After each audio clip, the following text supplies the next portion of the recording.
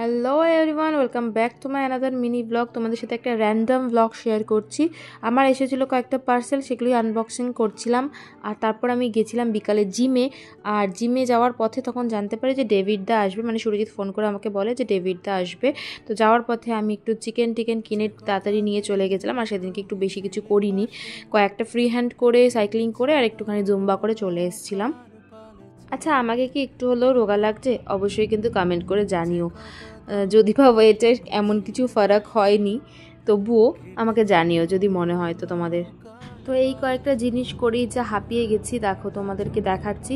Extreme গরম পড়ে গেছে এখন, মানে প্রচণ্ড গরম পড়ে গেছে। লিটারালি ফ্যান চালাতে হচ্ছে। কাদের কাদের বাড়িতে ফ্যান চালাতে হচ্ছে অবশ্যই নিচে কমেন্ট করে জানিও। আমার তো মনে হচ্ছে মার্চ মাস থেকে এসিও চালাতে হবে, এতটাই গরম পড়ে গেছে। বাড়িতে এসে বেশ কিছুক্ষণ পর দেখি সুরজিৎ আর ডেভিড দা এসেছিলো, ওরা ছাদে গল্প করছিল। আর মাকে ততক্ষণে আমি চিকেন, তারপরে যা যা সব জিনিস তাকে ম্যারিনেটের সব কিছুতে হেল্প করছিলাম।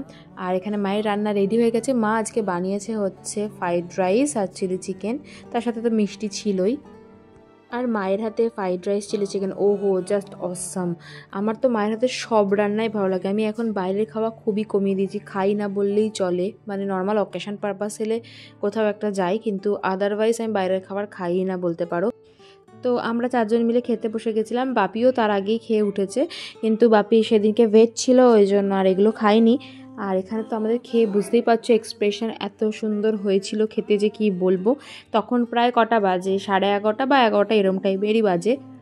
সেই দিনকে আমরা কেউ ঘুমাইনি জানো তো, মানে পার্টি চলবে সেই কারণে। মানে আমাদের লেস কুরকুরে এইসব আনাই হয়েছিল, তারপর হচ্ছে কোল্ড ড্রিঙ্কস, এগুলো খেয়ে গল্পে এমন মত্ত হয়েছি আমরা যে কি বলবো। বলছি একটু পাশের ঘর থেকে লেসটা একটু এনে দেবে গো। মানা, তুমি যাবে মানা? এই খালি মাঝে মাঝে ফ্যান ছেড়ে দিচ্ছে, গরম লাগছে, এসি ছাড়বো মনে হচ্ছে মানা একটু। ও লেস আনতে চলে গেছে, থ্যাংক ইউ। এখন বাজে কটা? 6:34। সন্ধে নয়, সকাল। আমরা ঘুমাইনি মানা, আমরা ঘুমাইনি মানা, আমরা ঘুমাইনি বলো। 6টা, 6:30, 6:30, পাগল হয়ে গেছে না ঘুমিয়ে। তো বুঝতেই পারছো যে আমরা সারা রাত ঘুমাইনি। আর সেদিনকে সুরজিৎ অফিস ছুটি নিয়েছিল, মানে ছুটি ছিল যেহেতু সারা রাত জাগবে বা একটু গল্প টল্প হবে, তারপরের দিন অফিস যেতে পারবে না সেই কারণেই। আর তারপর বিকালে আমরা একটুখানি টাইম স্পেন্ড করতে একটা ধাবাতে গেছিলাম, সেই ব্লগটা আমি তোমাদের নেক্সট ভিডিওতে শেয়ার করব অবশ্যই। আমার ভিডিওটা যদি ভালো লাগে তাহলে অবশ্যই ফলো করে পাশে থেকো।